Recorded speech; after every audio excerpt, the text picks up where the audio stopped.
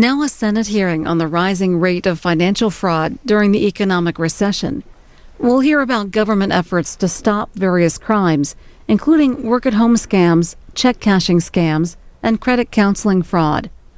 Mark Pryor of Arkansas chairs the Commerce Subcommittee on Consumer Protection. This is about an hour, 40 minutes.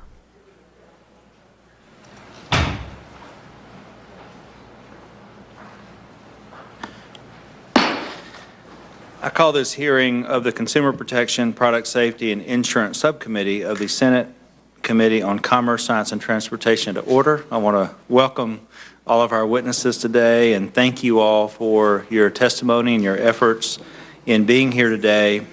We're here to receive testimony on the trends in consumer frauds and scams related to the recession. This hearing will examine a variety of frauds that are exploiting the financial hardships of consumers during the current economic downturn. We'll further explore what the FTC is or should be doing to protect and insulate consumers from these trends.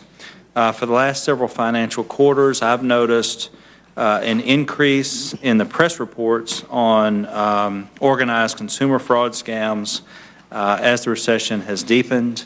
And on July 1, 2009, the Federal Trade Commission announced a crackdown on scams playing on consumer fears about the economy. It's called Operation Short Change, and the FTC has initiated 15 actions to stop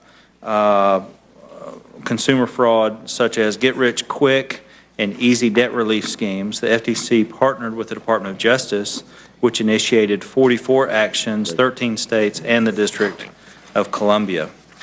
Clearly, consumers are at risk of being swindled during this time, and they just absolutely cannot afford to be bilked out of their savings and making disastrous financial decisions due to deceptive practices and fraud. Our staff today has put together a great panel.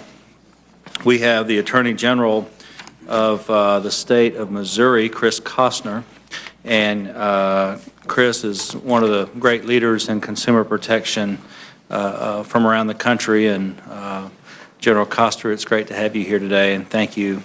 We also have David Vladeck, who's the director of the Bureau of Consumer Protection, the Federal Trade Commission. We have Chuck Bell, who's the director of programs at Consumers Union. We have Sally Greenberg, who is the executive director of National Consumers League, and Tim Muris, the foundation professor at George Mason University, former FTC chairman, and it's great to have you all here. What we're going to do is we're going to do brief opening statements. We know at least one of our senators has to race back to the Judiciary Committee here momentarily, and then we'll ask the panel for their opening statements, and we're going to keep ours to 5 minutes or less, and then we will get right to the panel, and we'd ask the panel to keep theirs to 5 minutes if possible. Senator Nelson, do you have an opening statement? And by the way, Senator Wicker is on the way and should be here shortly, and he would like to make an opening statement. Senator McCaskill? I will just wait and ask questions. Thank you, Mr. Chair. Senator Klobuchar, I know you need to run back to the Judiciary Committee. Would you like to make an opening statement? Well, yes, I would. And thank you so much, Mr. Chairman, for holding this important hearing at this difficult economic time, because one of the things when I was a prosecutor, something that a number of us have done up here, and one of the things that I would always notice is when the economic times were tough, you'd see more and more scam artists. And the other interesting part was sometimes people would have been committing scams for years, but it was only when the economy went down that it was discovered, because people started looking at their bank accounts or they couldn't make mortgage payments. So you actually have this double whammy of people starting to commit more fraud, and then you also have fraud being discovered that maybe had been going on for years. So I think it's very important that we focus on this. I did want to start out, Mr. Vladeck, by commending the FTC for the work that you've done in a case really that came out of Minnesota and has been brought in Minnesota involving some a violation of antitrust laws with a drug company that actually came out of Minnesota where a little baby's heart drug, the prices were jacked up 18 times, simply because the company could and because they had the patent for the competing drug. It was an outrageous case, and at a hearing just like this, I held up the little vial and said to the now chairman of the FTC, well, what should we do about this? I'm brand new at this job, and it just seems outrageous. And within a few months, the FTC brought a major fraud action in federal court in Minnesota. So I did want to mention that we're very appreciative of those efforts. Also, as you look at the panel here talks about fraud efforts, I hope you'll focus some on, of course, the mortgage fraud issue and anything else that can be done. I know the administration has a proposal to set up a special consumer agency to deal with some of the fraud with financial documents. And while I may not be able to stay for questions, I'll submit those for the record and would like the panel's reaction to that. I've done a bill that Representative Ellison is carrying in the House that's very much based on the Minnesota model, what's worked with mortgage fraud, which is called the Fairness for Homeowners Act, and I hope you'll look at that as well. So mostly I hope to stay as long as I can. We do have that other little hearing going on in the other building, but I want to thank you for your efforts. I think now is the time more than any that we have to make sure we're enforcing these laws because people are really suffering out there and predators prey on them when there's not enough money to go around. Thank you very much. Thank you, Senator Klobuchar. We will be joined shortly by at least a couple of other colleagues, it looks like, and maybe even more than that, depending on who's able to get away from their other committee obligations. What I'd like to do now is go through the panel. I'm going to take it a little bit out of order since we have a statewide elected official here. I wanted to recognize General Koster first and give him 5 minutes to make his opening, and then I'll come back to you, Mr. Vladeck, and go down the line. Thank you, Mr. Chairman, members of the committee. I'll focus my comments today on what we are seeing in Missouri of particular interest and threat to our citizens. And the threat is this: companies and individuals who specialize in servicing or preying upon consumers who have a significant credit card debt or unsustainable mortgage are running amok in our state. Foreclosure consultants and debt settlement firms claim to consumers that they can cut principal in half, reduce monthly payments by hundreds of dollars, or eliminate debt altogether.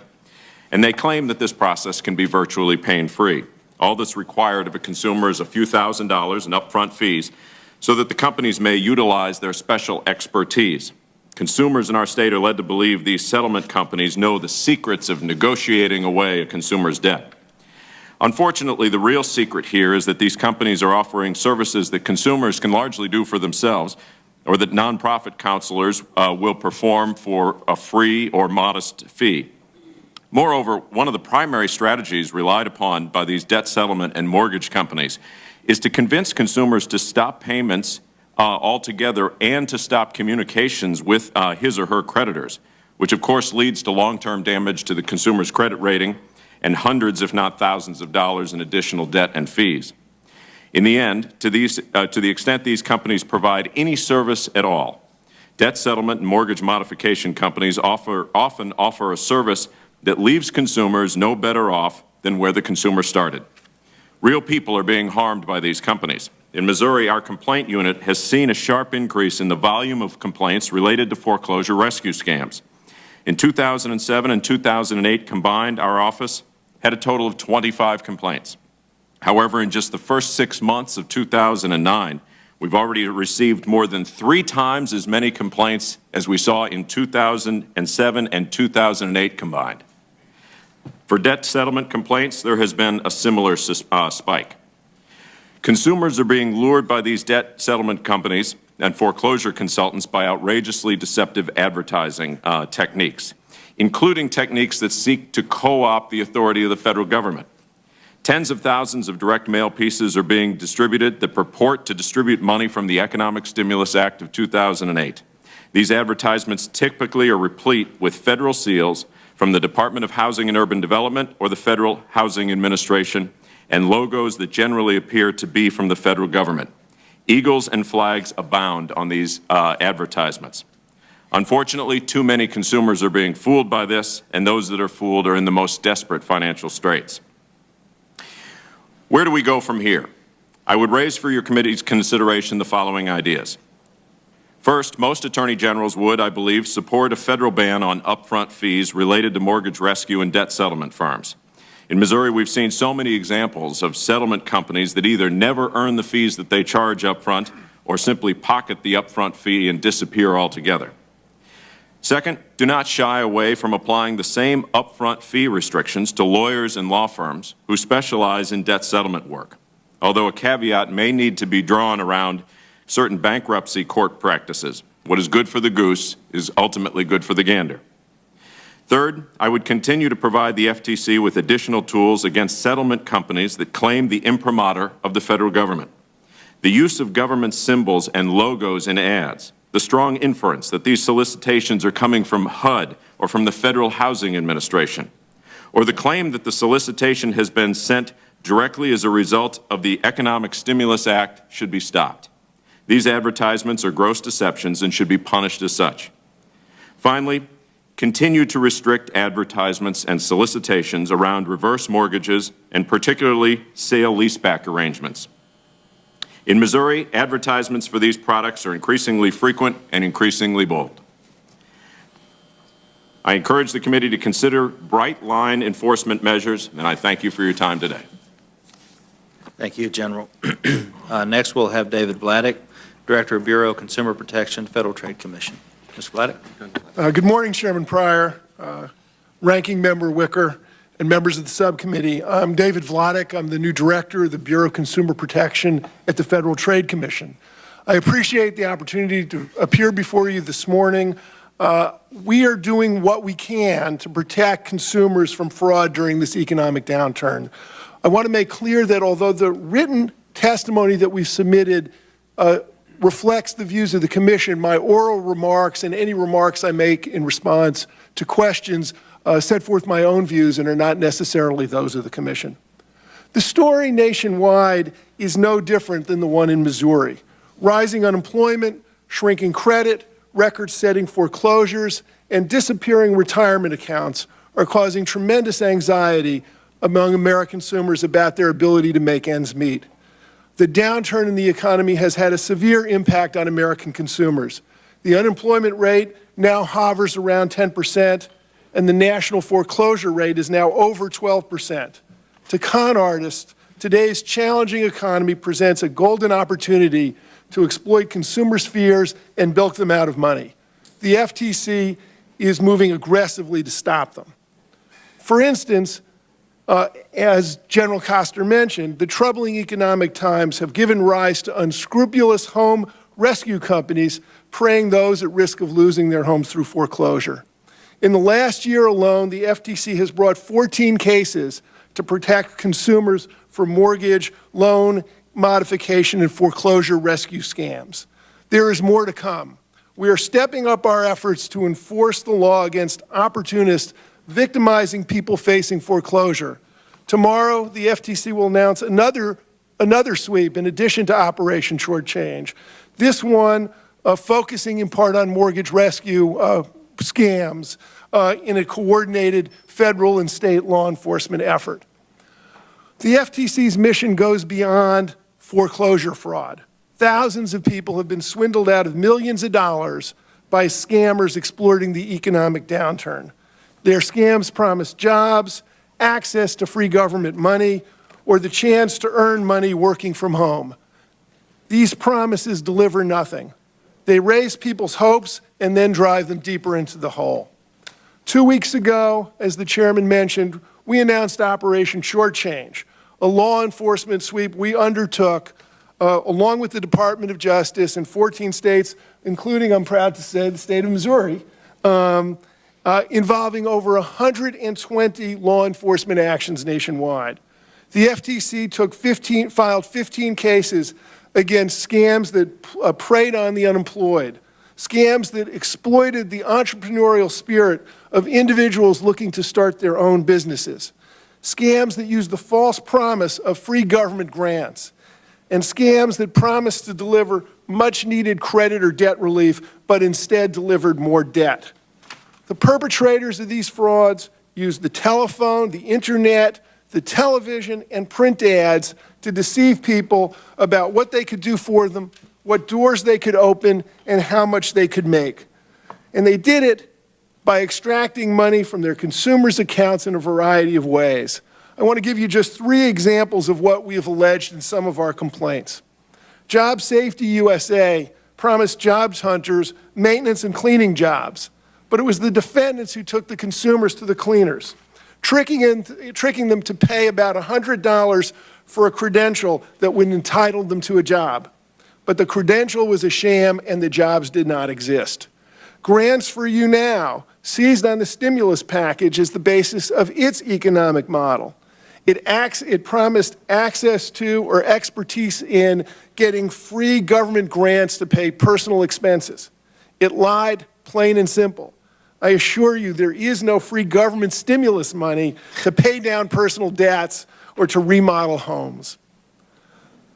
Mutual Consolidated Savings added insult to injury by using invasive robocalls, which themselves are illegal, to offer phony lifelines to people hoping to reduce their debt burden by negotiating lower interest rates with their creditors. Other defendants in Operation Shortchange tricked people into disclosing their personal financial information, resulting in months of unauthorized charges, or stole money from online consumers through unauthorized charges and debits for supposed membership service. The Commission moved aggressively in these cases, seeking and obtaining ex parte temporary restraining orders with asset freezes where possible. We are seeking a permanent halt to each of these operations, as well as the return of these ill-gotten gains to the people who were fleeced. Now, at the FTC, we're about tough enforcement, but we would rather that no one fell victim to these scams in the first place. A critical component of our mission is to reach out to consumers and to warn them about these scams. An educated consumer is our first line of defense. We have produced a video, and I'd like to show you a portion of it now, which features a former telemarketer of a fraudulent business opportunity explaining exactly how he was able to lure people to part with their money. Here's a preview. It may come as no surprise that when the economy is in decline, fraud is on the rise. You have people who have been successful for the last 10 years, so they got a little something put away. Now, you know, they took their expense account, they cut their overtime, so now they're looking to increase their earning potential. Business opportunities can boom in a recession and in a downturn of the economy. Nobody in business is going to give you your money back if your business fails. You never saw me in your life.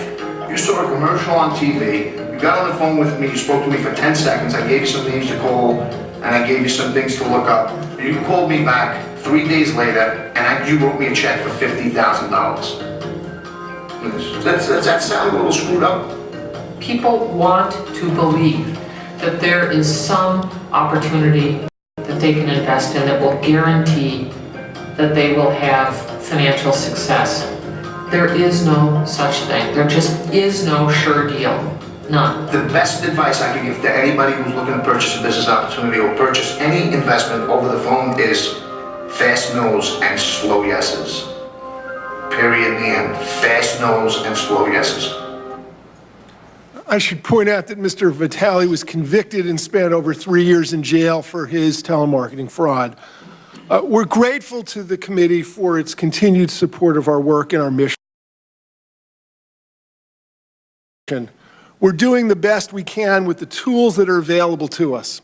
With greater resources and stronger statutory authority, we could do even a better job in protecting American consumers like Beverly Stewart. Beverly Stewart is a single mother of 2 who is out of work and determined to find a job. She fell prey to an employment scam. Ms. Stewart had the courage to come forward and report the scam to the Federal Trade Commission, and our investigation into Job Safety USA, one of the scams I just mentioned, was launched because of Ms. Stewart's complaint. Here's her story in her own words. Good morning, everyone. My name is Beverly Stewart. I'm a single mother of two. One of my children is a brain cancer survivor. I wanted a job, so I saw an ad in the Washington Post on January the 20th, and I was desperate. And the company's name was Sparrow Industries and Associates, and it was for a cleaning position. I was really excited, so I went online and I called the number. A woman answered. She said to go online to download my certification, and that's what I did. And also she told me to give her my bank account number and to send them $89, and then they would send me a certified form that would allow me to handle these materials, and I did just that. And after printing this information, I realized that I had been taken. I was upset, I was angry, I wanted to do something about this. So I called them back and I complained, and what I was told was that we'll get to you as soon as we can. I knew right then and there that they had gotten me. Even though it was $89, it was all that I had. I was desperate. Informed consumers may be our best line of defense, but consumers who have been scammed, who have the courage to come speak to us and report these violations, are our best friends. We would not have been able to initiate our enforcement proceeding against Jobs USA without complaints like Ms. Stewart's. Thank you very much for giving me this opportunity to testify you before this morning. I'd be glad to answer any questions you might have. Thank you. Thank you. Our next witness will be Chuck Bell, Director of Programs, Consumers Union. Mr. Bell. Good morning, Mr. Chairman and members of the committee. Thank you very much for holding this hearing on ways to protect consumers during the current economic downturn against deceptive practices, fraud, and scams. Consumers Union is the independent nonprofit publisher of consumer reports with a circulation of 7 million Consumer Reports plus ConsumerReports.org subscribers. As part of our work, we regularly research and report on misleading and deceptive practices that affect consumers. We report on scams and fraud both to alert consumers so they can protect themselves and also to alert law enforcement agencies and policymakers so they can take action to directly curtail and stop these unethical, deceptive, and fraudulent practices. Over the last several months, we have reported on a variety of anti-consumer practices that are affecting financially distressed families, which we think are worthy of attention by your committee. As the committee is well aware, this is a very tough time for workers and consumers, and when the economy falters, it's prime time for employees that claim to help consumers get out of money messes. Consumers are at risk for a variety of get-rich-quick schemes and financial cons that target them specifically because they need fast help and are increasingly desperate. While many such frauds exist in both good and bad times, the con artists appear to expand their marketing efforts in recessions and come up with very clever angles to attract new victims. In March, Consumer Reports published Financial Traps Are Flourishing, an article that profiles several very costly financial traps that prey on financially distressed consumers. Some of the financial traps include foreclosure rescue scams, hard sell reverse mortgages, and high debt settlement services.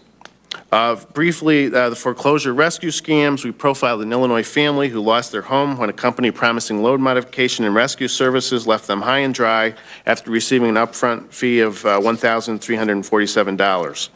More than 200 Illinois consumers experienced the same problems or similar problems with this firm, according to a complaint by the Illinois Attorney General. We believe that the collection of advance fees for loan modification schemes and debt settlement is a key problem, and we are currently supporting state legislation in California aimed at prohibiting the collection of advance fees for foreclosure rescue. This is a national problem with a projected 3.5 million mortgage foreclosures set to take place this year. So Consumers Union is very pleased that the FTC is now using its powers to promulgate rules prohibiting or restricting unfair or deceptive acts or practices concerning mortgage servicing and loan modification and rescue schemes. With respect to hard sell reverse mortgages, our March article also warned consumers against the dangers of hard sell reverse mortgages. Banks and mortgage lenders are targeting seniors with a blitz of television ads to entice them to take equity out of their homes through reverse mortgages. In an economy where many families' savings have plummeted, such offers may indeed be attractive, but the lenders often bundle high fees, insurance charges, and commissions into the loan and try to aggressively cross-sell consumers with other types of financial products, such as annuities, which may well not be suitable for them. Consumers Union believes that the sellers of reverse mortgages should be required to make sure that the loan is suitable for the borrower and that there's independent one-on-one pre-mortgage counseling. We also believe there should be caps on origination fees for all reverse mortgages and better restrictions on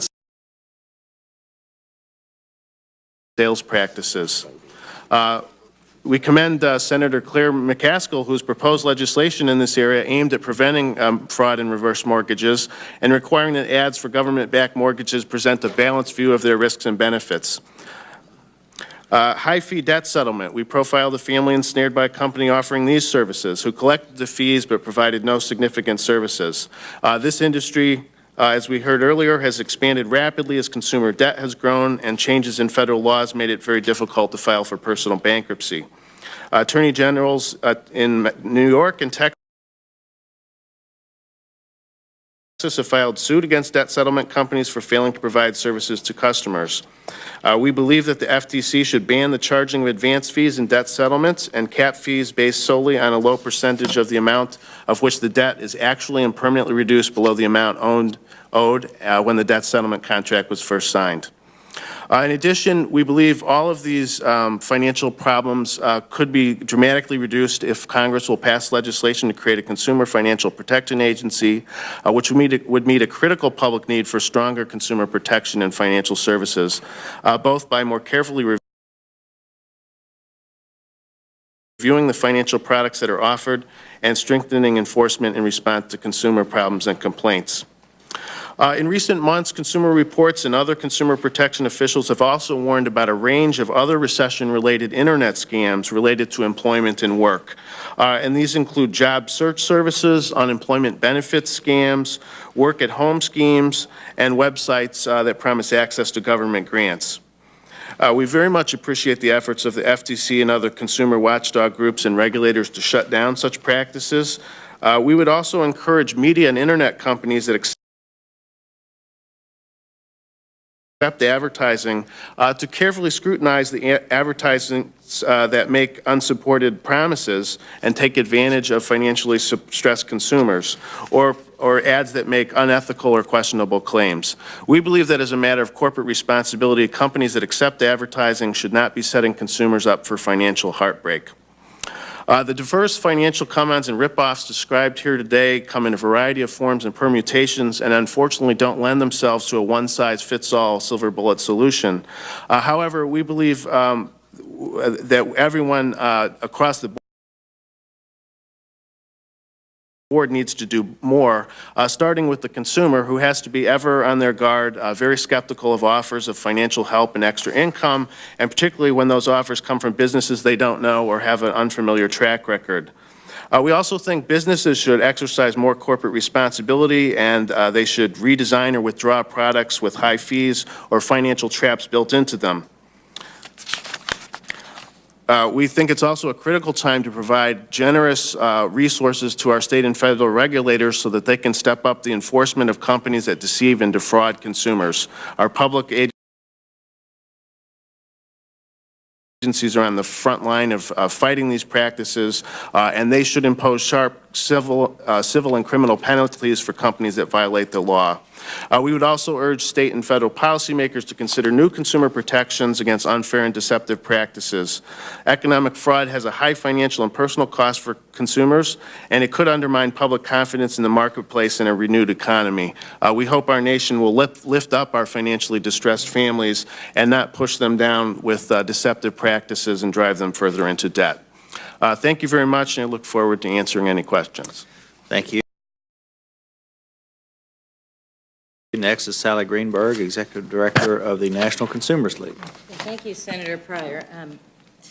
I'm really honored to be here this morning. First of all, thank you for holding this hearing. It's a really important topic, and you and your excellent staff have given all of us here an opportunity to make some recommendations and describe what we see out there, and it's not pretty. One thing I've learned in this job, and I've only been at the job a couple of years, I was a colleague of Chuck Bell here at Consumers Union for 10 years before coming to the National Consumers League, is that, that those who perpetrate fraud have absolutely no qualms about stealing from the most desperate or destitute consumer. The consumers who fall into these fraudulent traps are not stupid people. People tell me that all the time. How can you be so stupid? Well, I'll tell you, the people who Mr. Vitale here, they're very, very good at what they do. And they say all the right things to people, and they're very schooled at it. So I think it's the public education and outreach is just such an important piece of what we're talking about here today. Because once people hear the kinds of things that we're talking about, I think they'll think twice. But desperate times and tough economies really make consumers much more vulnerable.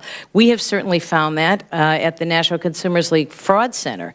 The Fraud Center has been going since 1992. It was really formed, we put it together as a result of this just explosion of internet fraud.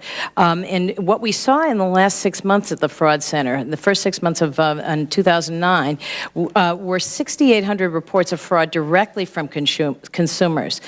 We share all of those reports with 90 international, federal, state, and local law enforcement officials. We particularly are very interested in bringing together both law enforcement, consumer organizations, labor groups, corporations, nonprofits, and government. We have something called an Alliance Against Fraud, and we're going to make a recommendation that we all need to be talking together on a regular basis and more frequently. Today, we're pleased to be able to share with you the results of our 6-month review of complaints received by the Fraud Center, which covers the period, as I said, January to June of 2009. Of special note, work-at-home scams moved into our top 10 categories of most prevalent frauds. They didn't make the top 10 list last year. Also, most of the frauds that were reported to our Fraud Center were fake check complaints. More than half involved either fraudulent mystery shopping opportunities or false sweepstakes winnings, with average losses of $3,000 per victim. We believe that both types of fraud are closely linked with the current economic circumstances. And moreover, in the last 6 months, our statistics show the overall frequency of fake check complaints has increased 4%. The examples of consumers who've been scammed, we heard one very compelling woman speak about her example. Well, we talked recently to a woman named Roxanne. I think her experience is illustrative. After receiving an advertisement for a mystery shopper job, Roxanne received a cashier's check in the amount of $4,665 in the mail. She promptly deposited the check and 3 days later asked her bank to verify that it was good. And they did so. She began conducting her mystery shopping work that was assigned to her. Now, after purchasing several $100s worth of items, Roxanne was instructed to wire the remainder of the funds left from the cashier's check to clients in Canada. She learned several days later that the original cashier's check had been returned to the bank as counterfeit. Unable to contact the representative, she was left owing the bank more than $4,000. That's a classic fake check scam, and those have simply exploded over the last couple of years.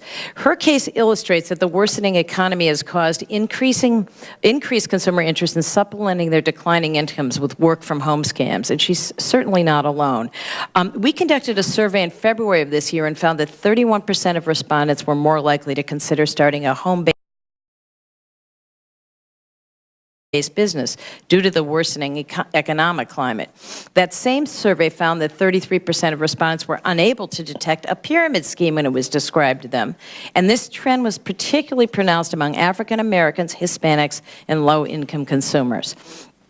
Adding insult to injury is what's going on out there in the rest of the country, because so many of the consumer offices around the country have been either slashed, their budgets have been slashed, or they've been closed down entirely.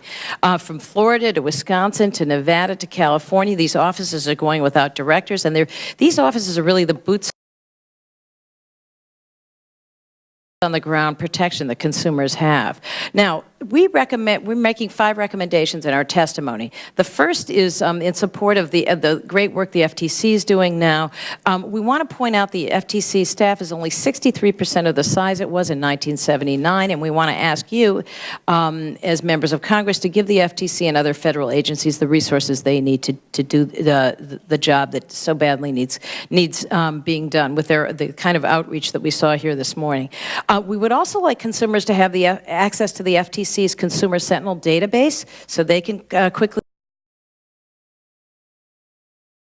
search it for complaints related to suspicious emails, telemarketing calls, and fraudulent businesses. Currently, only law enforcement has access. We think it's for privacy reasons, but we would like to try to get that worked out so the public can get access to that information. Third, we'd like to see low-income and minority consumers really the focus of our more efforts to protect them, since they tend to be the more vulnerable, especially in this economy.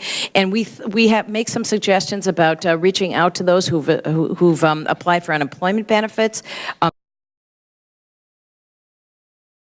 There's also work that can be done for those who are accessing different programs that the FCC has for people who need assistance in both internet and landlines. So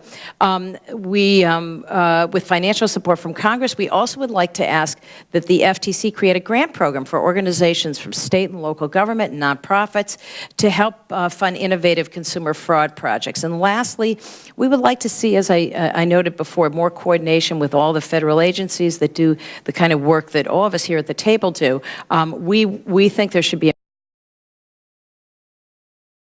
more regular coming together of all of us, perhaps a national conference to talk about anti-fraud strategy. So thank you, Mr. Chairman, for giving the National Consumers League this opportunity to talk with you today. We commend you for focusing on this rampant consumer fraud, and we thank you also for your very pro-consumer record. Our next witness will be Tim Murris, former FTC chair and now professor at George Mason University School of Law. Thank you very much, Mr. Chairman. I have held 4 positions at the FTC. I was chairman from 2001 to 2004, and I am the only person ever to direct both of the agency's enforcement bureaus, fortunately not at the same time. I strongly believe in the FTC as a consumer protection agency. I'm especially proud of our consumer protection accomplishments while I was chairman. We did great work in the fraud program and in protecting the privacy of Americans, including creating the National Do Not Call Registry. Preventing fraud is crucial to the Commission's mission. Fraud is essentially theft. Fraud distorts market forces and limits the ability of consumers to make informed choices. Fraud takes many forms and imposes enormous costs. Fraud will largely go unchecked without the leadership of the nation's Consumer Protection Agency. We created the FTC's modern anti-fraud program in 1981 when I directed the Bureau of Consumer Protection. We used Section 13B to halt fraudulent schemes and to obtain consumer redress and other potent equitable remedies. Once launched, the fraud program grew in importance and success. Each succeeding FTC chairman has expanded its scope and improved its operation.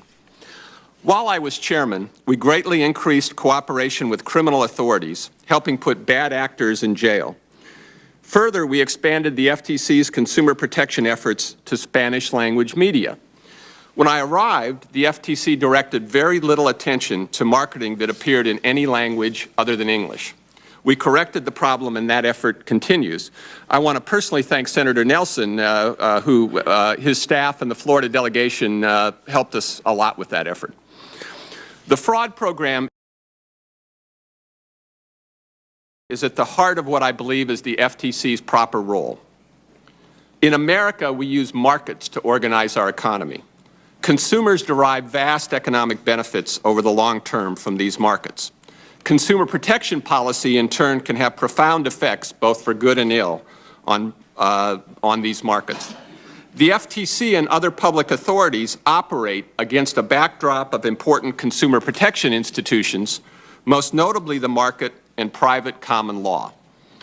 In our economy, consumers compete to offer the most appealing mix of price and quality.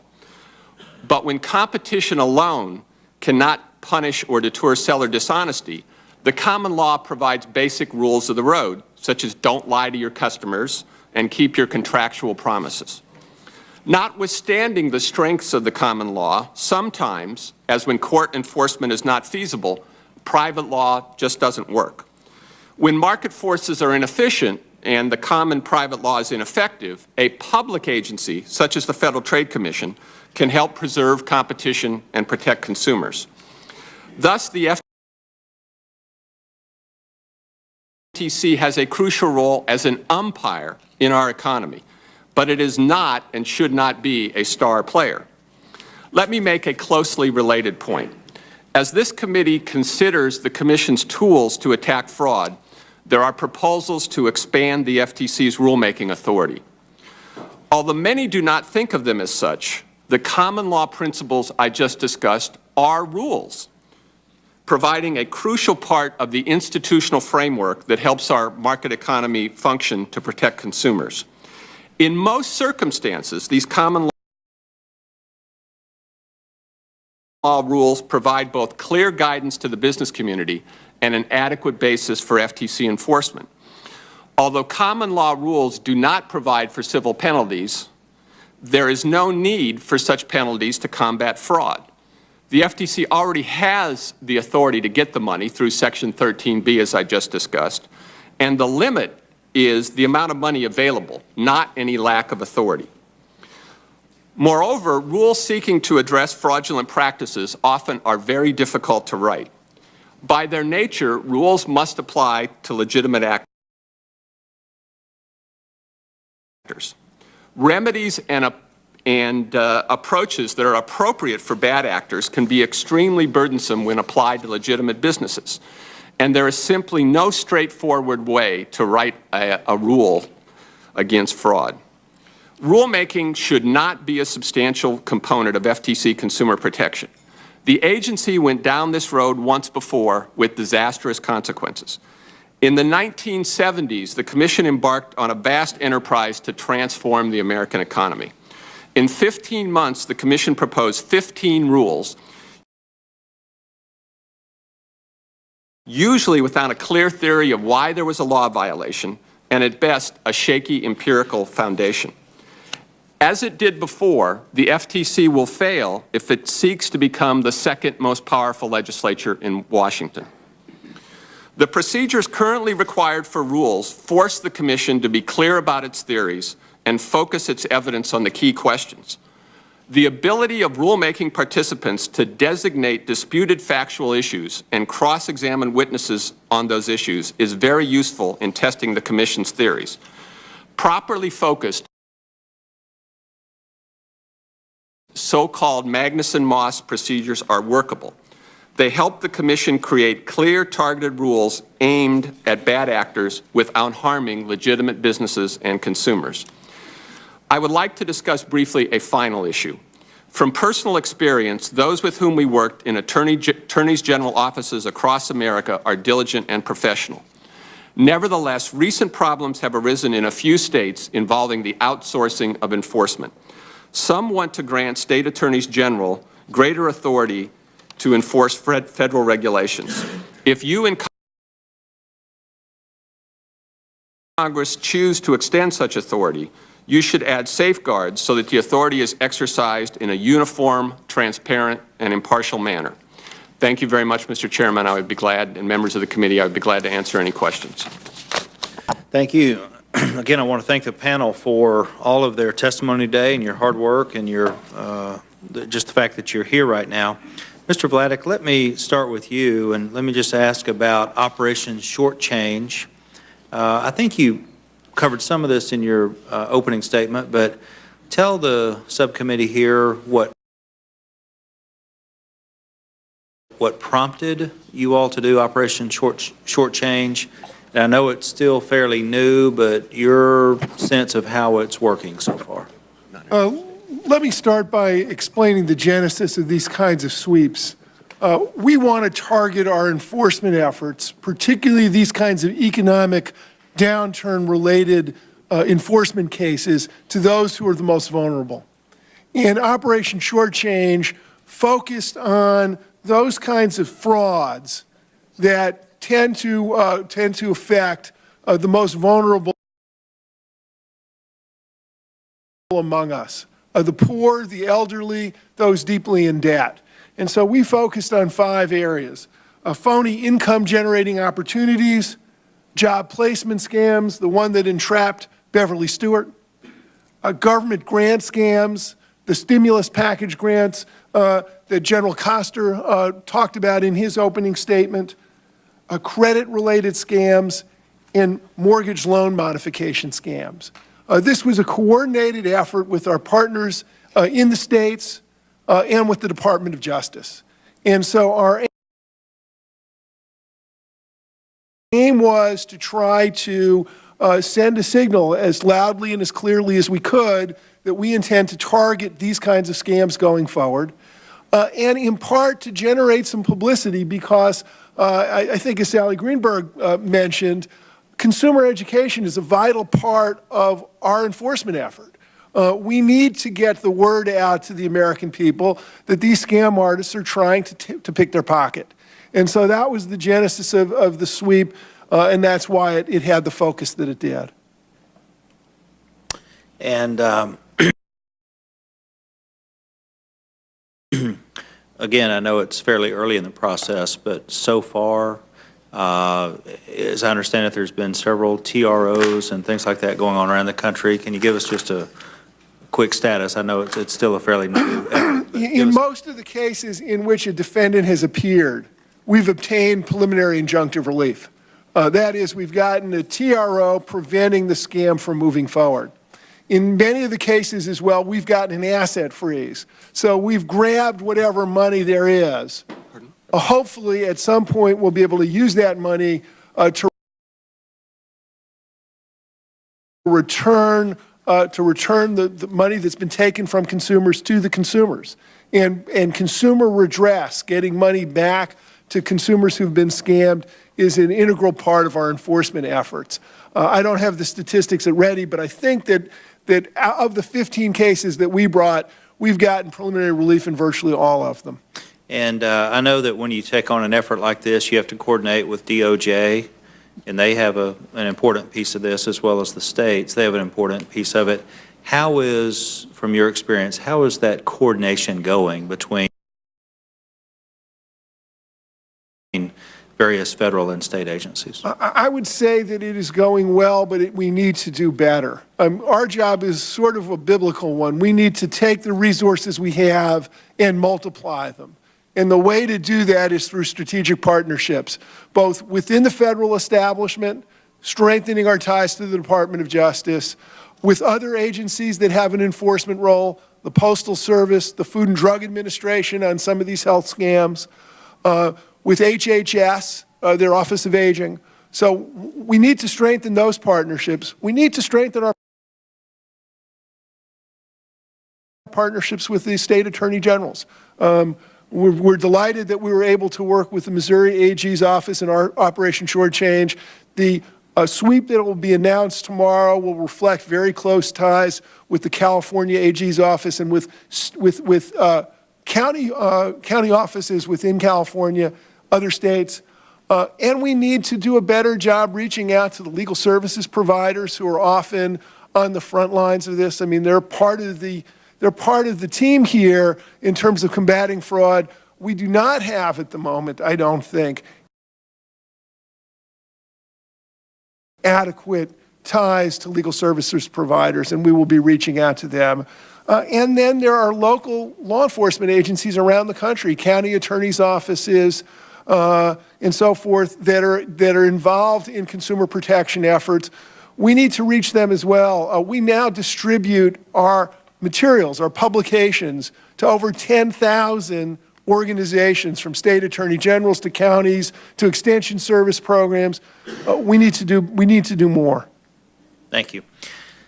Senator Wicker, if you'd like to make an opening statement,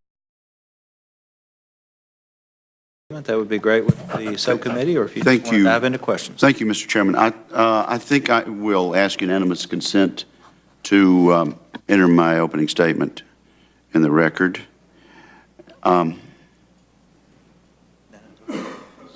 Without objection. Okay. And I appreciate that. I know we're trying to carry on several conversations at one time. I appreciate the chair's indulgence, and I want to say I also appreciate punctuality, and I didn't observe that virtue today. Let me start with Mr. Vladeck, and then perhaps others will join in. Clearly, there's been an effort at education, at consumer awareness programs. We've certainly had our share of scams in Mississippi following Hurricane Katrina. When these crises or unfortunate circumstances arise, there are always people there, as Mr. Morris says, to steal from. Fraud is stealing. Chinese drywall is a problem that this Congress is looking into. We need to increase consumers' awareness of these scams. We need to jump on it as quickly as possible at the onset of a scam, so that individuals, vulnerable individuals, can get the message. I know the FTC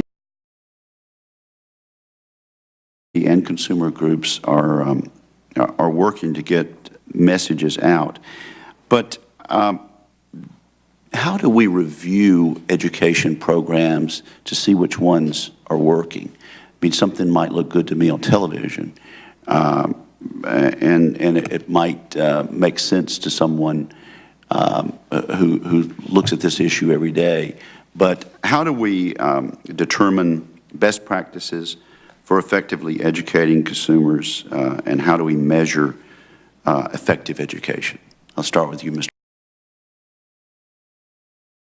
Vladeck. Well, it's a great question, and one that we spend a lot of time thinking about. With respect to the Internet, our Internet education efforts, we can track pretty well the people who use them, at least in terms of the sheer numbers. But with respect to the other kinds of information that we disseminate, printed material and so forth, the only measure that we really have is the demand for them. That is, when I talk to other state attorney generals, for example, Attorney General Roy Cooper from North Carolina was up for Operation Short Change, the first thing he said to me was, keep on sending us these educational materials, because in every regional office of the state, they distribute them. So one way to do it is just to take a look and get the feedback from the constituents that we provide these materials to, and get feedback from them. The feedback we get is quite good, but I'm not sure, and I sort of wonder how a newspaper would go about trying to figure out not simply how many people it reached, but how many people actually read the stories and actually took away the right message. So I do believe they do that. Well, and we're looking at ways of measuring that kind of impact. Of course, unlike a newspaper, our materials are distributed to every state, through every extension service, through county attorneys' offices, through police departments, through universities. The distribution is quite wide, And I'm not sure that we have the capacity really to answer your question in the concrete way that I think that you want it. Ms. Greenberg, you might want to be next on this. I believe you hinted at an alliance of groups and industries to create uniform messages for consumers. So would you expand on that? And do you have some suggestions for this panel today on determining best practices and making sure that our education efforts actually penetrate? Well, one example, one recent example is an effort that was undertaken by the U.S. Postal Inspection Service to deal with a fake check scam. This was in October of 2007. USPIS launched a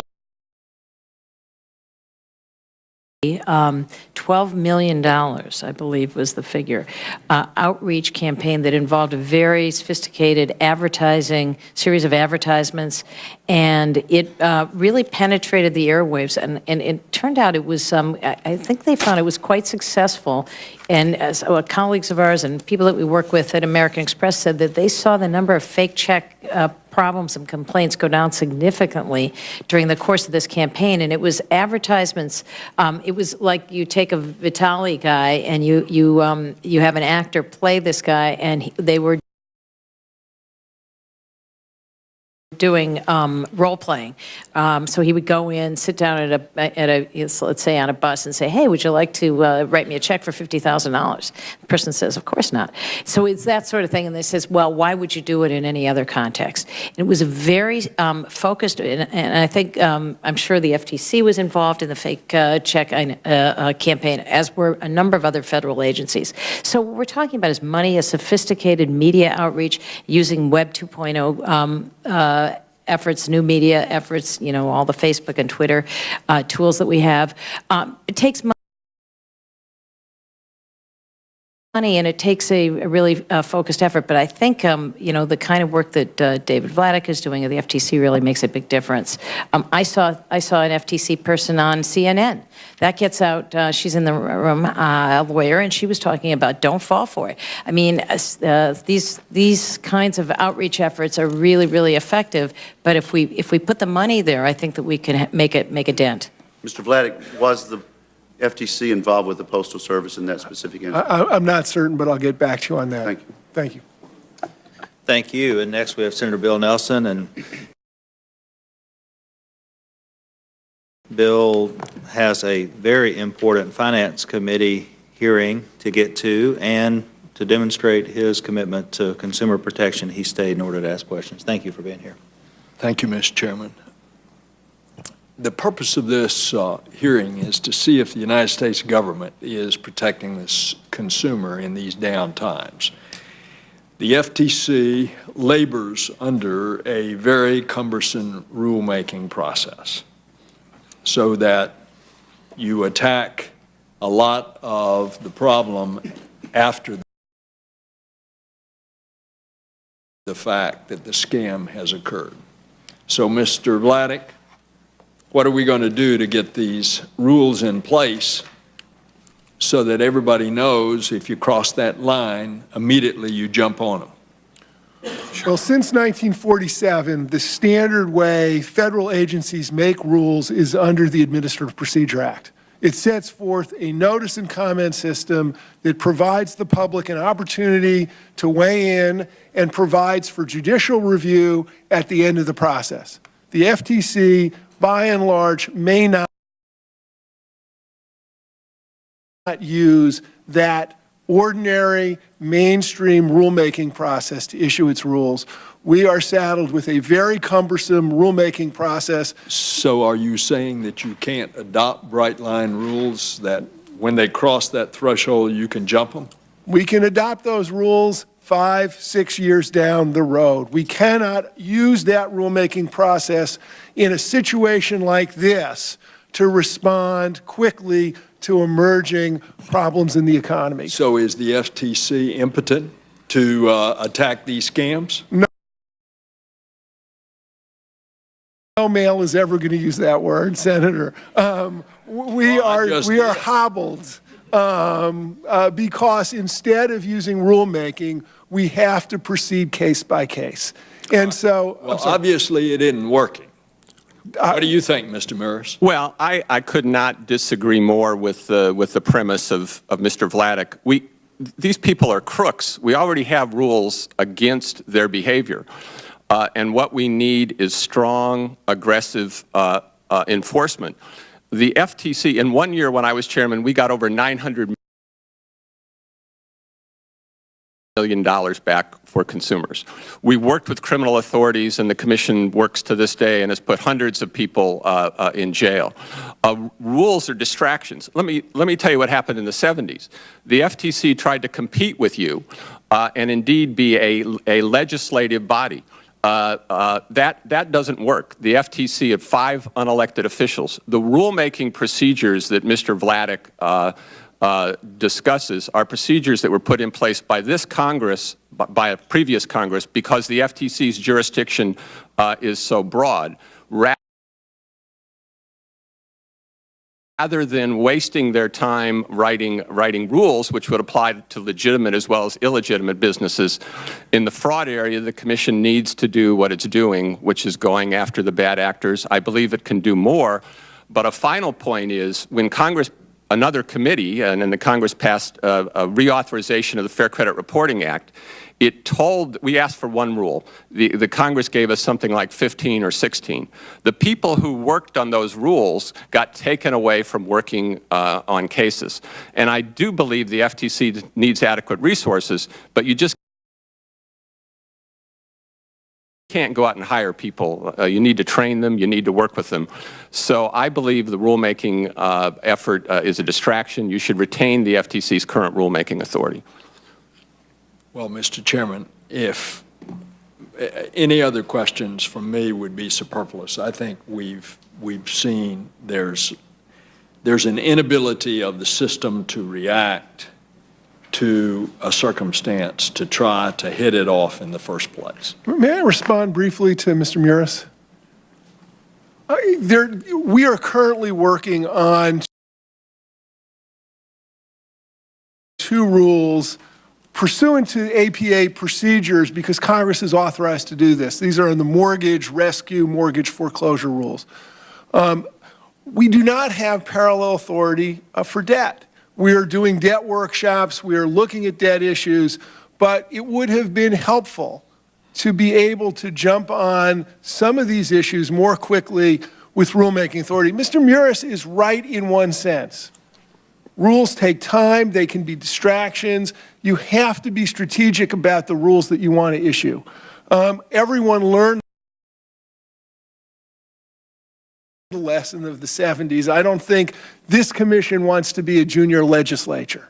What we want to do is be able to protect consumers from emerging threats of the kind that we've seen over the last 2 years, and the rulemaking authority that we currently have does not permit us to do that. That is the view of the commission. Sounds like we've got a lot of work on this to do, Mr. Chairman, to protect consumers from scams. It does, and we'll... Now, the Attorney General certainly have that power. I had that power as a regulator, as a state cabinet officer before I came to the Senate. But it doesn't seem like we've got the ability for an immediate response here. I think we'll have a robust discussion about that as we do our FTC reauthorization over the next several months. And yeah, I appreciate, I know there's a difference of opinion, and I appreciate everybody's input. Thank you for being here, and I know you need to race out to your health care. Senator McCaskill. Thank you very much. I want to first, on a personal note, say how terrific it is to see the Attorney General from Missouri here. Chris and I have known each other a long time, and there are many chapters to our friendship that goes back to the time that I was the elected prosecutor in Kansas City, and he was the elected prosecutor in the county immediately south of Jackson County, and we worked together then, and it is he is a very talented and is going to be a terrific Attorney General for the state of Missouri, and I couldn't be happier to see him here today. As you know, Mr. Chairman, and as Mr. Bell referenced, I've been trying to do a lot of work in the area of reverse mortgages. We have had a series of 3 hearings on reverse mortgages, 1 in Washington, 2 out in field hearings in Missouri. It is very clear to me that these are complicated, expensive financial instruments that, while may be appropriate in limited circumstances for some seniors with appropriate counseling and appropriate information, they are being marketed now in ways that make my blood boil. And one of the things we discovered in one of the hearings is that there are actually people out there that are marketing lists with titles like Lonely Seniors. They will talk to anyone. Lists, people who play the lottery, easy prey. I'm curious, General Castor, in the investigations that you all have done and that you continue to do in this wide area of scams against consumers and particularly the elderly, have you looked at ways that people are being targeted in terms of what information is being gathered and how are people being selected to receive the mail solicitations, to receive the phony checks? Have you all had an opportunity to look at that part of it? Candidly, a lot of the information that has come out in our state has been as a result of the work that you have done when you brought your committee and conducted hearings around the state. I was listening to the comments about how do we raise public awareness, and that the political community still, in conjunction with the media, still does a great job of raising awareness. So I'm aware of the targeting that is occurring as though they were marketing different types of magazines to seniors. My experience is that 9 out of 10 of these reverse mortgages and increasingly these sale-leaseback arrangements, which are nothing more than, stealing the equity from senior citizens largely and then renting them their house at an elevated price, have been tremendous advantage-taking opportunities by scammers. I know, Mr. Vladek, at the FTC that you are looking into reverse mortgage advertising and marketing, and it's my understanding that there is a task force headed by the FTC with Treasury and HUD that is looking into these advertising practices in this way. And by the way, I got a tweet yesterday from someone who said that there was a mailing in Illinois that had gone out from one of these institutions marketing these reverse mortgages, saying that this was in fact a stimulus benefit, an American Recovery and Reinvestment Act benefit, similar to what you all have spoken about this morning, whether it's bailout or stimulus. Those are the scam phrases of the day, but it doesn't matter what the economic climate is, they always manage to find a scam phrase. Tell me, Mr. Vladek, how is that task force going, and what, if any, action are you all taking as it relates to the advertising? Well, as you know, we're in the midst of a rulemaking that will address the entire life cycle of the mortgage process, including and especially the advertising. So we're hoping to address, at least in part, that question through rulemaking. The rulemaking has already commenced. We're hoping to have this done as quickly as we can. We're also looking for cases that would, we are very aware of these equity stripping scams, the kind that General Castor described, and we're looking for enforcement cases. So if you have that Twitter, please forward it to me and we'll take a look at it. Well, in fact, I just put out a Twitter while I was sitting here listening to the testimony, asking people who follow me to give me examples, other examples of scam advertising that they may encounter as it relates to these folks promising government benefits that, and by the way, Time Magazine had an article this week on, and I know I'm almost out of time, but I want to mention this for the record. Time Magazine had an article about reverse mortgages this week, which was great, except they got one part wrong. And I want to point out the part they got wrong. If, in fact, these homes lose value, which obviously none of us thought would ever happen, and it has happened. And of course, that is really one of the reasons we're in this incredible economic crisis right now. If these homes lose value, and at the end of this process, when the home is finally sold and it is not sufficient money there to pay the loan, it said in the article that the lenders got left holding the bag. I want to point out for the record that it's the taxpayers that get left holding the bag, because we are insuring 90% plus of these loans that are being made right now. And we just upped the limit of the amount that could be loaned. And these are increasing by huge margins. And this is, in fact, potentially the subprime scam, the subprime problem 4, 5, 10 years from now, and it won't come due for a while because we're not going to know that we're going to be caught in these loans until these homes are sold. So I encourage all of you to continue to be vigilant in that particular area, because these seniors really deserve more protection than they're getting right now. And once again, thank you, General Costa, for being here today. We're terrific. It's terrific you're here, and I hope you come back often to show off what a great job we do in Missouri protecting people. Thank you, Mr. Chairman. Mr. Chairman, in order to have a complete record here, I wonder if Senator McCaskill would join me in asking unanimous consent that that article be placed in the record at this point. Absolutely, absolutely. And we will put in the response letter we're sending to Time Magazine that corrects that inaccuracy in the article, that it's the taxpayers that are on the hook for these loans and not the banks. No objection. Thank you. Senator Klobuchar, welcome back. Thank you very much, Mr. Chairman. When I was out, my staff told me that you, Mr. Bell, haven't been asked a question yet, so I guess I have to fix that, as well as you, Ms. Greenberg, so there we go. You know, in your testimony, Mr. Bell, I was struck by what I think is good common sense for financially troubled consumers facing foreclosure. And that is one of your common sense ideas, something that Prentice Cox from the University of Minnesota has talked about. If someone asks for a fee up front for counseling, that it's a probable signal that there may be a possible predator. Do you want to talk about that, and also what other things we can do, and maybe launch a little into what you think of this idea of setting up a special agency to deal with financial documents and financial fraud? Mr. Bell. Thank you very much. Well, I would just observe that consumers are by and large a very trusting lot, and when people come forward, often with a lot of media muscle behind them, offering help and assistance in financial downturn, or where they have credit problems, people are inclined to trust those sources of information. So I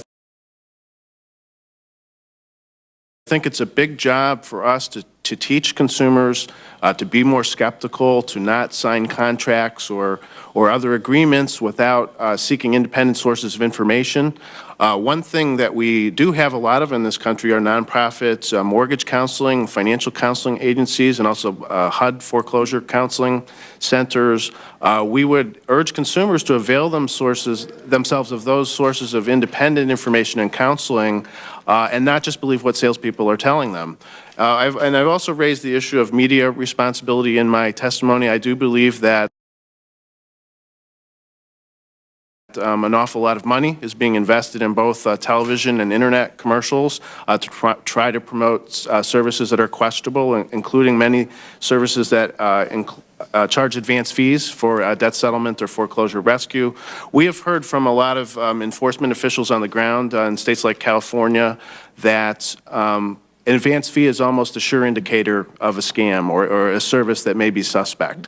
So we're trying to get that message out to consumers. We also believe that one of the reasons we have this profound, deep financial crisis has been sort of disarray at the federal level in terms of the many different regulators we have, a system that does not provide comprehensive pre-market review of financial products that are introduced and intensively marketed to consumers. And for that reason, we've been supporting the Obama administration's proposal for Consumer Financial Protection Agency, which we think would have it would need to have very comprehensive powers to look across the entire marketplace, including at products that are competing with each other, but right now are often regulated by different regulators. Okay, thank you. Ms. Greenberg, just your reaction to that proposal? The Financial Safety Product Commission. We join with the testimony that the other consumer groups testified on. I guess they're testifying today in the Senate. I just, it occurs to me, I really think Senator Klobuchar and other members of the subcommittee that we talked about what happened with the USPIS spending $12 million, which was actually ill-gotten gain money, so it wasn't taxpayer money. That we really have to go toe-to-toe with these fraudsters. That means they are spending billions of dollars reaching out, hundreds of millions of dollars reaching out to get to entrap consumers. We have to use the same methods that they use to, whether it's newspapers, whether it's magazines, whether it's the internet, whether it's using Twitter or Facebook. They're very successful at this. So you mean we have to be as sophisticated as the crooks we're trying to get? Absolutely. And and once those messages get out there, people listen. The problem is they just don't hear enough from us, but they do hear from the fraudsters. Right. Mr. Vladeck, in your testimony, you talked about scam artists that have been attempting to exploit the American Recovery and Reinvestment Act by claiming to offer consumers for a price help with applying for supposedly free government grant funds. And you've mentioned that the FTC has kind of taken that on. Could you explain that and also maybe get at Ms. Greenberg's point about how we're going to be as sophisticated as they're developing new techniques over the internet? Let me invite you to come look at our internet lab, which is, my understanding, is truly state-of-the-art. And we're using that to try to track and figure out who the proponents of these scams are. And so we can find them and we can go after them.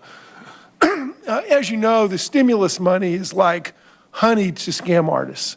They are using, as Attorney General Koster noted, all of the trappings of government to portray their services as related to the government. Indeed, there was an internet scam that stole people who went to the Hub website and captured that traffic, which we were able to get an injunction to prevent quite quickly. But most of the scams that we see are related to grant money. And so we've brought a series of cases where we have other investigations ongoing to try to go after these grant scams that promise people easy access to government grants to pay off their own debts or a range of other kinds of things.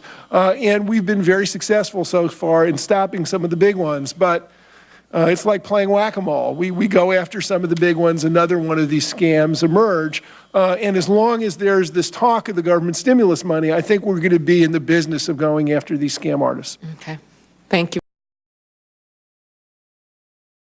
very much.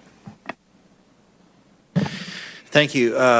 Ms. Greenberg, I'd like to start with you, if I may, and we'll just do a second round of questions here, do 5 minutes again if it's okay with senators. But you had mentioned that you would like access to the Sentinel database, and I'd like to get your concept of how that could work and should work. Well, this will be a familiar theme for you since it relates a little bit to how we tried to get into the Consumer Product Safety Commission database. And you've spent so much time and done such great work in that area. Really, it's a tool for consumers to be able to do their own investigation. Here's a company, let me go check them out and see, if they appear on this database and whether they've, been involved in fraudulent activity. We want to get access. We think consumers could benefit from having access to that information. And right now, it's really a law enforcement tool. So, I'd like to work with the folks at the FTC and see whether there is a possibility for doing that. Now, as I ask you that question, I noticed that Mr. Murris and Mr. Vladeck scrambled for their notepads there and were jotting down some notes. Did you have any comments on that, Mr. Murris? Well, the commission does I think, a great job in creating this partnership. There are issues that I'm sure Mr. Vladeck can comment on in terms of how the partnership works with law enforcement and some of the, the sensitivities. There's Freedom of Information Act and other issues. I wanted to say generally, Mr. Chairman, that the points about reverse mortgages illustrate exactly the point that I'm making about rulemaking.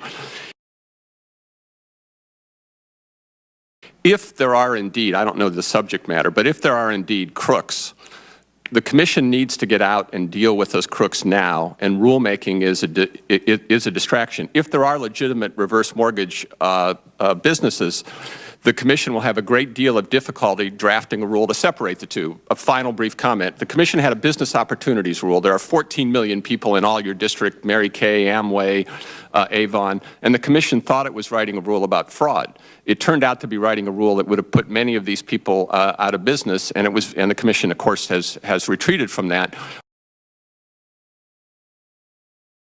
But it's a very difficult process. There already are rules if indeed these reverse mortgage people are scam artists. There's an elaborate law of deception, and let's get on with the business of going after them and not the distraction of rule writing. Mr. Vladeck, do you have a comment about the database? And I do want to ask you about his point on reverse mortgage. Okay, well, let me start with the database. I share Ms. Greenberg's concerns about public availability, but there are tremendous practical problems that we need to overcome. We have personal identifier information in many of the complaints, and there are deep, entrenched privacy concerns about letting the database be searched by members of the general public. In order to take out the fields that might contain personal identifying information, we would have to, I am informed, manually go through the database and block that information out. So until there is a technological way of serving the interest, which I completely agree with, of giving the consumers access to information that might help them make informed choices. But at the same time, we depend so heavily on consumer complaints for our enforcement efforts. We use it to target scammers because obviously the more complaints, it gives us an indication that this is a widespread scam causing serious consumer injury. The last thing in the world anyone wants is for us to deter any individual from filing a complaint or from any law enforcement agency sharing complaint data with us because of privacy concerns. And so I'm always happy to sit down with Ms. Greenberg and talk about this issue, but I'm fearful that until we can overcome the real I think serious and legitimate privacy issues, general public access to our database is not possible. Let me thank you, and let me follow up on the reverse mortgage issue that he raised. Could you give the subcommittee a sense of, or maybe a specific example of practices that you're seeing out there that you cannot currently deal with because you would need to make a rulemaking? Well, let's take the advance fee issue. I think there's general agreement among consumer advocates that these advance fees for foreclosure, rescue, or mortgage scams or debt scams, debt counseling scams, are the principal indicator of a scam. It is not, and we've gone after mortgage rescue scams and credit repair scams that charge an advance fee. I think that the best way to have tackled this problem, and we're doing it now through rulemaking authorized by Congress, is to set a clear rule. We cannot, the states cannot, local governments cannot go after all of these scammers. If there was a clear rule that simply said no advance fees, in these mortgage rescue situations. And some states, my understanding is many states are now passing state laws that require that. We'd be better off. We'd be better off. And Congress has authorized us to do that, but we've lost an awful lot of time. And an awful lot of people have been hurt because of the delay in our ability to get this rule on the books. Ms. Mercer, you want to follow up? If there are legitimate businesses here. And Mr. Vladeck made a speech and said, we will attack anyone with advanced, with these advanced fees. They would stop doing them. The other people are crooks, and a rule isn't going to, I mean, the crooks are crooks to begin with, and they know they're crooks, quite frankly, and you don't need a rule to deal with them. He could certainly, in a speech or a case, the FTC could, for the legitimate businesses, the FTC could accomplish the purpose that he wants. Senator Wicker? Thank you, and I'll observe, Mr. Chairman, that this hearing is even more interesting than I expected it to be, and I appreciate the panel dealing with us on this. We have two items of agreement between Mr. Vladeck and Mr. Murris. One, that rulemaking is a distraction. Mr. Vladeck, I believe, would contend that it's a distraction that's worth it in certain limited instances. The second bit of agreement that I'd like to ask both of you about is to tell us exactly what the experience of the 1970s teaches us, and how did the FTC fail? So I guess since you brought it up, Mr. Murris, I'll let you go first. Well, I was there. I was one of the first job I had out of law school was as a staffer in the Federal Trade Commission. And the Commission took upon itself, and frankly, it was pushed early in the 70s by Congress, to transform entire businesses. And as I said, it issued a rule a month for 15 months. A big part of the problem was obviously that the rules were not well thought out. Congress reacted and required the FTC, because it has such enormously broad jurisdiction and is not an expert agency on a specific area like the EPA or the SEC. Congress said, you have to have tougher procedures. And what you need to do is is to designate issues of disputed issues of material fact and allow tougher rulemaking. Yes, tougher rulemaking procedure. And those procedures, I think, work if you use them appropriately. I'm not opposed to rules. My 15 minutes of fame in life was the creation of the National Do Not Call Registry. We did that with a rule. We did it quickly. I believe that we could have used these procedures and accomplished it.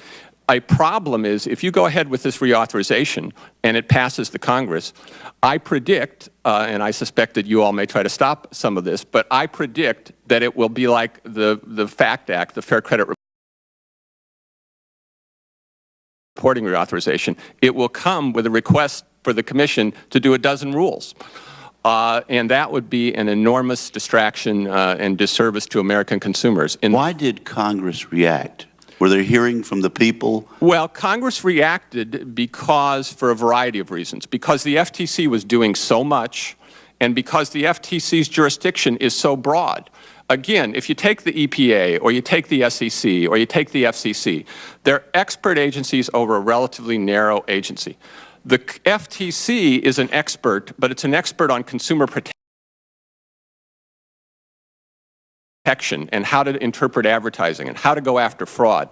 In a specific area like the mortgage area that Director Vladeck is discussing, the Commission has exactly a handful of cases dealing with, for example, mortgage servicing. Yet they're going to write a servicing rule. Instead, the way the law should develop, I believe, is for the Commission to bring cases and follow the common law process of evolution. Because at the beginning, particularly in an area that you don't understand, it's very hard to get a rule and to do the rule right. Mr. Vladeck, what do you have to tell us about the failure of the 1970s approach? Well, fortunately, I was not really present at the early days of the FTC. I'm a little younger than Tim. I think Tim is accurately portraying the lesson, which is that the agency overreached. And it overreached and was punished by Congress for overreaching. I think Congress's punishment did not fit the offense. That is, we've been saddled with a rulemaking process that is unlike that used by every other agency. It requires essentially a trial-type proceeding to finalize a rule. And make no mistake, it would take years to promulgate a rule under those conditions, which is why the agency, by and large, shies away from rules like that, particularly in areas like the one we're seeing now, where there is a fast-developing crisis that jeopardizes consumers. The problem here is the economic downturn has given fuel to scammers who prey on the most vulnerable in our society. And while we can go case by case, which is what we're doing, we're not holding back in terms of the cases that we bring in this area. But it's the difference between able to do something wholesale or resale. We're retail. We're doing these case by case by case. We've made inroads, but the more efficient, the quicker way to get redress to more consumers is to place a rule in place which has the force and effect of law. The simple violation of that gives rise to an offense. It makes our enforcement much easier. We could do a far higher volume of cases, and we could do a better job protecting American consumers.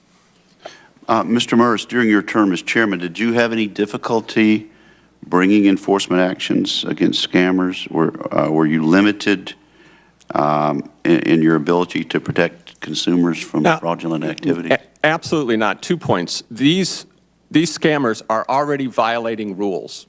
We don't think of them as rules, but these common law principles against lying, against fraud, against breaking your contract are rules. And an additional rule I don't think would deter the scammers. Second, you don't need civil penalties. The commission can, as Mr. Vladeck said, can freeze the assets. That gets all the money that is there to get. I don't think Mr. Vladeck would spend his time, frankly, I hope he wouldn't, writing rules against fraudsters. But the premise that he just made was the premise of the 1970s. We need to write rules, and then we'll bring cases enforcing the rules. I think because we already have basic rules of the road, the rules the FTC indeed writes, and it should write some, I believe, do not call is a great example, should be few and far between. The procedures that they have are adequate. But in special cases, perhaps Congress, in its wisdom, should say, go ahead and use these APA procedures. The Commission can already go to Congress to get that done in the rare case where if the Commission believes it should do a rule. Well, I have one final line of questioning. And that goes to Mr. Morris's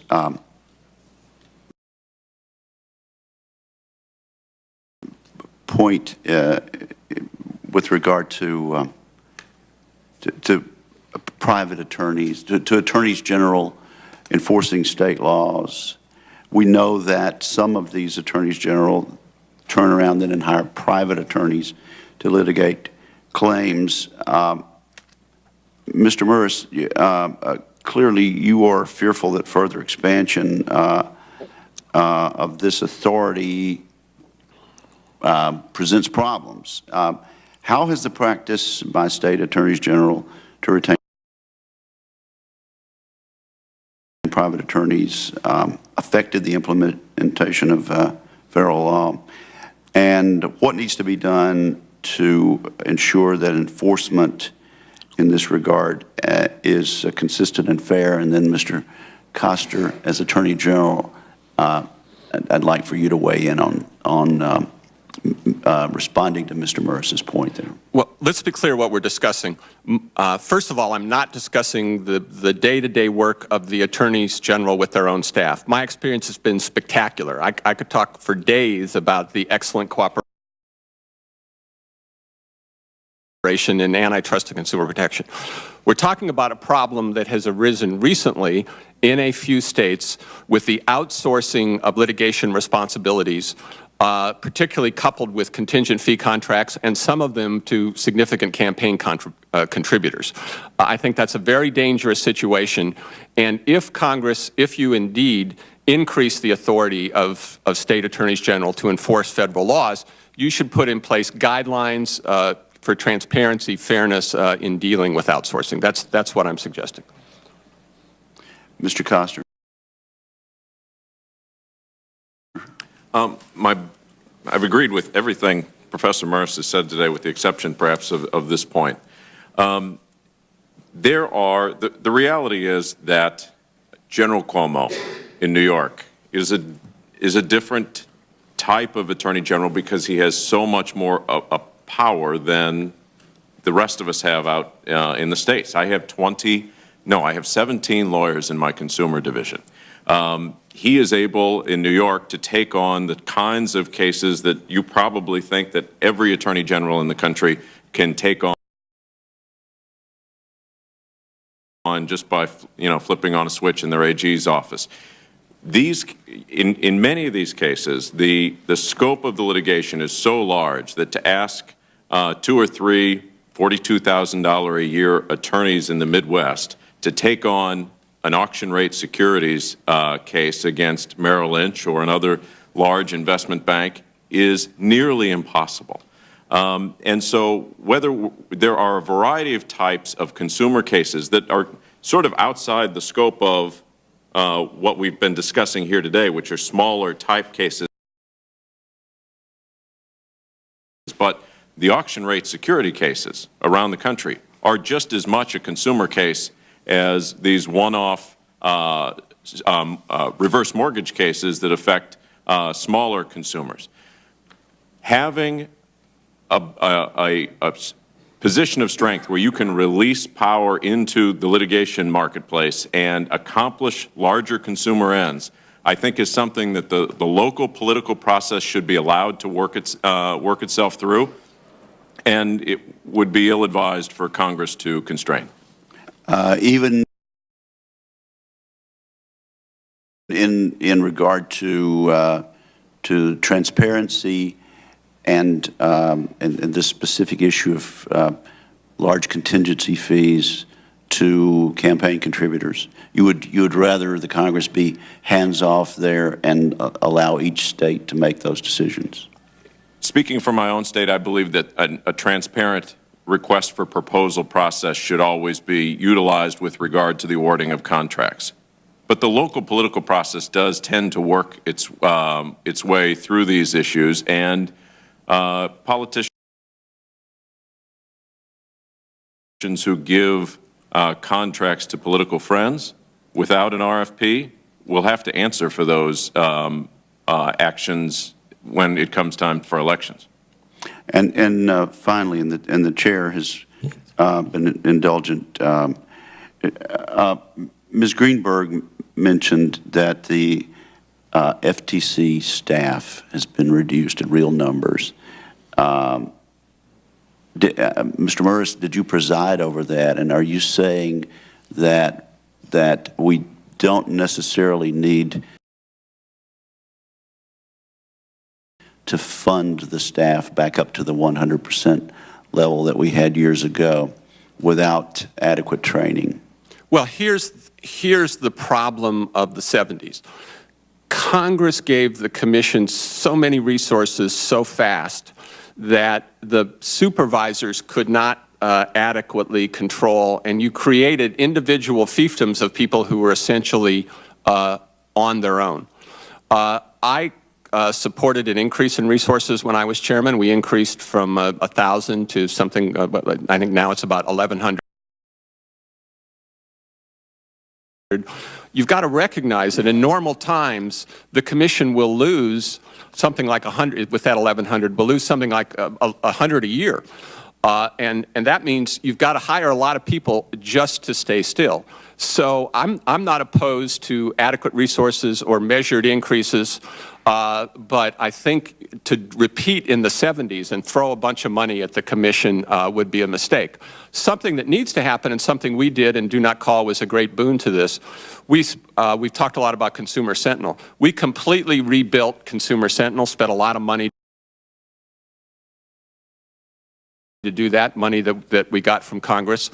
It's been, you know, a few years since that happened, and you know, technology changes. I mean, I don't know if Mr. Vladeck wants that money again, but at some stage, it will need to be rebuilt to you know, to keep up with the most modern enforcement techniques. So it's not just people. It's support as well. Look, I'm an FTC guy. I've spent you know, my life in and out of the Federal Trade Commission. I believe strongly in the FTC's mission and the way the FTC is now, and I certainly believe that it needs adequate resources. Thank you. I'm just curious, I want to make sure I understand. Are you complaining, Mr. Muris, about states' attorney generals working to enforce federal law and worried about contingent fees and contract lawyers? Yes, that is my point, is that there should be guidelines, transparency. I don't think, but there are federal rules about contingent fees in terms of, you know, the federal government occasionally outsources. And I think those kind of rules only in the dire situation should you use contingent fees. We certainly ought to have transparency. Pay for play, the so-called pay for play, you know, money to campaign contributors, that's the sort of thing that shouldn't happen. But again, look, my relationship and the relationship of the FTC with the states has been, you know, the only word to describe it again has been spectacular. Well, I just am very reluctant. I always find it ironic when folks start talking about the situational of when the federal government should interfere with states. The notion that an elected attorney general needs the federal government to tell him how to conduct the business of his office in a way that is going to provide transparency and accountability to the people he serves or she serves, it seems to me the heavy hand of the federal government. And I think that those people, those attorney generals who engage in inappropriate pay-to-play contractual arrangements with campaign contributors will hear the wrath of the voters at the ballot box, and will hear the wrath of their constituents at the state level. And frankly, I'm reluctant for the heavy hand of federal government to interfere with those state officials. I don't think, frankly, that's our place. Well, but that's why the premise of your question is what I'm discussing, which is when they have the authority to enforce federal regulations is when I would apply the kind of rules that apply to federal regulators. It's just always situational when we think Washington knows best and when we don't. So I think this is one of these situations where Washington probably doesn't know best. Thank you, Mr. Chairman. Thank you. And I just have a couple of follow-ups just in the spirit of closing the loop on a couple of points. Mr. Vladeck, with you've heard Mr. Muris say a couple of times that we basically, the current law is sufficient. We have common law, case-by-case enforcement, and that should be sufficient. Nonetheless, you still are saying that you need the ability for rulemaking and to change the Magnuson-Moss procedures that you live under. Could you just respond to what Mr. Muris says and tell us why you think, given what he says, case-by-case, common law, tell us why you think your idea is better for the American consumer? Let me be intensely practical. Without a rule in place, for each case, we have to prove the common law elements of fraud. If the case is brought under Section 5 of the FTC Act, we have to show fraud. If there's a rule in place, we have to show a violation of the rule. Now, anyone who's ever litigated a case, and I spent 33 years as a litigator, wants to litigate the second case, not the first. The proofs are quicker. It allows for a more orderly dispensation of justice. It allows us to go after the scammers quickly, efficiently, and to bring more cases. If we have to go case by case and prove fraud each time, we will do it, and we are doing it. That's why there are long lists of cases, excuse me, a mortgage foreclosure, rescue scams, and so forth. But the nature of the litigation is very different. And having a rule in place And a rule of the kind that we're likely to promulgate under the mortgages does not simply reflect the rules of fraud, as Mr. Morris claims. They embellish the rules of fraud. They clarify and bring into context the rules that we believe ought to apply. And on this issue, I think there's widespread agreement that the scam artists who are bilking American consumers, by and large, do it through upfront fees. Yeah. And so we can simply adopt a rule. We may or may not, but we could adopt a rule the way states have done, as saying that any upfront fee is a violation of our rule. And it simplifies the litigation, frees us to do more of these cases more quickly, and better protect American consumers. Yeah, Mr. Vladeck is wrong on two accounts. First of all, FTC deception standards, which these fraud cases are strict liability. Second, to get civil penalties under a rule, you'd have to prove scienter in any event, because that's what Congress has required, and that's what it should require. The problem actually is worse than I thought in hearing Mr. Vladeck. If he wants the FTC to distract itself and write rules against fraud, that would be a much bigger mistake than I thought the FTC had proposed for rulemaking. Again, it's strict liability already. With all respect, we have to prove fraud in order to get strict liability. We don't have a proof violation of rule. Secondly, I'm sorry. Secondly, the rule that we are looking at for mortgages would adopt a rule against advance fees. That is not a rule. That is a rule that would permit us to litigate these cases more quickly. And third, we're not talking about civil penalties here. That's a different issue. I don't quite understand why Mr. Muris wants to conflate the two. Well, I wrote the FTC's deception standard, David. It is strict liability. Second, if you have a rule, civil penalties is what you get, is what you get under the rule, and civil penalties require scienter. Well, it sounds like we have an honest disagreement here, and we're not going to solve it today. But I really do appreciate your input. My last question is really more in the form of a request, and I think everybody on the panel has mentioned the importance of outreach and educating the public. I would hope that you all would give us your thoughts as we go forward about how to best do that and how to be most effective and get the best bang for the buck. And also, I think we have to think about, even though it'd be unpopular in some circles, we have to think about the internet component to fraud today. There are a lot of internet companies that are very legitimate name brand companies that are permitting some of these fraudulent schemes to either pay for advertising on their sites or at least show up on their sites one way or another. So there may be some internet component to this that, again, none of us, I think, are experts in that, but I do think it's something that we need to consider as we move forward. I want to thank everybody for being here today. This has been a very, very informative discussion. I know that we had several senators that were coming and going for committees. Thank you very much. And with that, we'll leave the record open for 2 weeks. Allow members who weren't here to ask questions and do follow-ups.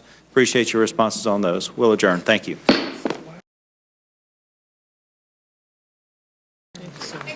Thank you. Have fun. Why are we so